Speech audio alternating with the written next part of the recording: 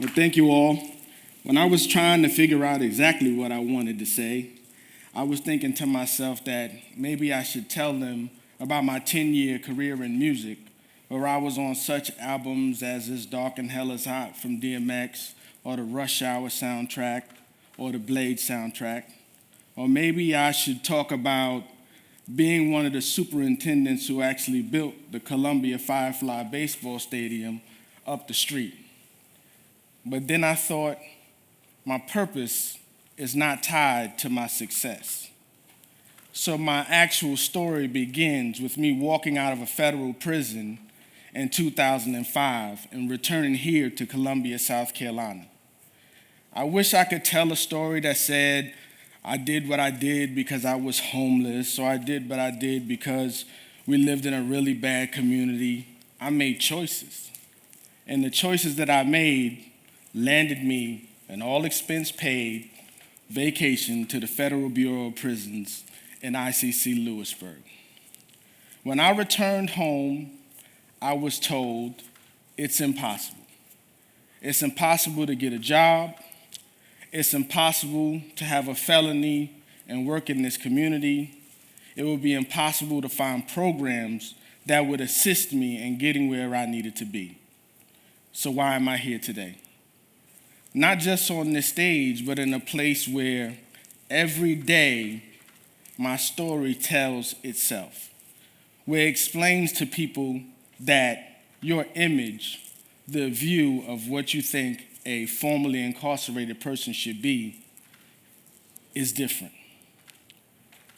I have now begun my own nonprofit organization just 1 month after my brother was fatally wounded and killed in Orangeburg, South Carolina, in the lifestyle that once consumed me. I made the decision to return to prisons and teach others what I felt like I had not learned. I felt as though there are 3 different factors that can assist an individual what you call successful reentry. One of those 3 things starts with what the prison system can do.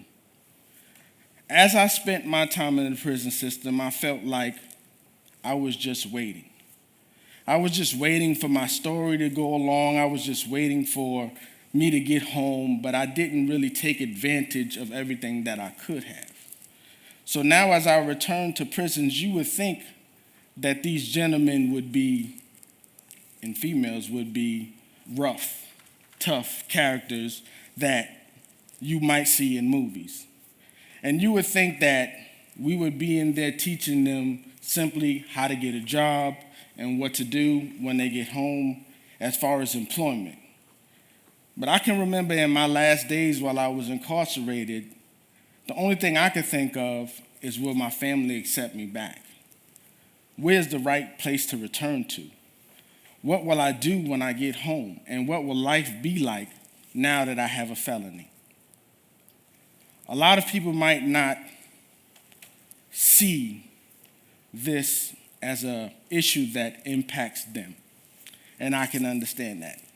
If you've never been incarcerated, you might think that it doesn't impact you.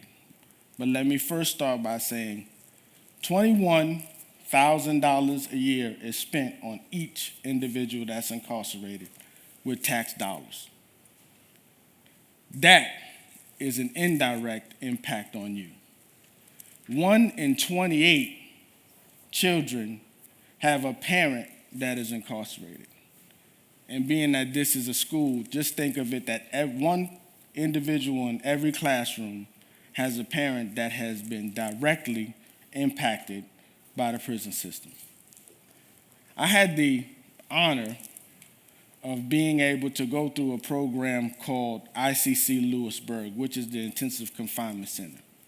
And in that program, they addressed the mental health issues that are associated with the decisions that are made when you end up incarcerated, to help you think about the thinking and the choices that you made, but also to address the trauma of having your freedom stripped away. A lot of these programs are focused on jobs, focused on homes, but a lot of them don't consider the fact that an individual has to change his complete way of thinking in order to survive in that environment. I've now been home 13 years, and I've spent the last 4 speaking in prisons and assisting others with reentry. And last time I went, I found myself leaving Manning Correctional Facility here in Columbia, South Carolina.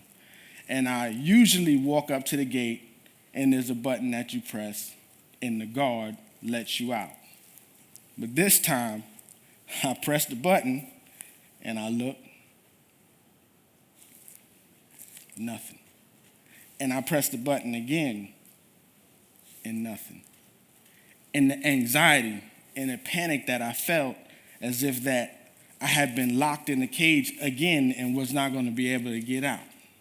Imagine that for someone who has been incarcerated for 5, 10, 15 years. So I'm asking for all of you to look at this in a different way. When I returned home, it took an individual named Dr. Lewis Lynn to see the criminal history on my background and come have a discussion with me about what he saw and offer me a job. That job became the springboard for what became who I am today. I've had the opportunity to build my nonprofit to the point where we are known now for a back-to-school event that we do once a year for the last 3 years at the Columbia Fireflies Baseball Stadium, where we give backpacks to over 1,500 kids with school supplies every year. We also do a partnership with Adventure, where we provide Christmas for disadvantaged kids in the community, where we give away over 600 Christmas gifts and provide an educational experience for all the children at Christmas every year. I'm not asking you to make a Dr. Lynn-size decision today. I'm simply asking you to think about what would be different if I changed my view on formerly incarcerated people. Just to open your mind to the idea that people actually deserve a second chance. What I'm asking is, in this room, there are employers who have the opportunity to sit with an individual and give him an opportunity to have a job and move forward with his life. There are program managers that have the opportunity to share your program, because people don't fail because of lack of desire, but they fail for lack of knowledge. For me, myself, if I would have known another option, I would have chose.